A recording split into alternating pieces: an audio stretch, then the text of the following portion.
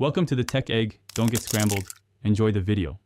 You start by placing the wig and aligning the hairline precisely where you want it. This sets the whole result. Once aligned, trim lace to a narrow 1/8-inch edge and create or expose natural baby hairs. Clean both your scalp and wig band with an alcohol wipe to remove oils so adhesive will bond.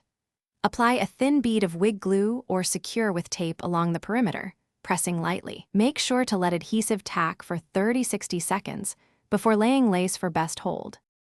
Now you sculpt the edges for a natural finish. Start in the center and press the lace down toward each ear, smoothing as you go so no bubbles remain. This prevents lifting later.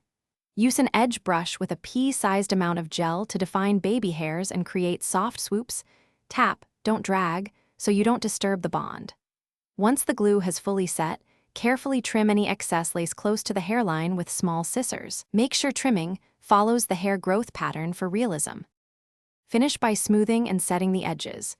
Tie a silk scarf around the hairline for 10-15 minutes to lock the lace to the adhesive and keep baby hairs flat. Then check for gaps and blend the scalp with a light powder or concealer to match your skin tone. This makes the hairline seamless.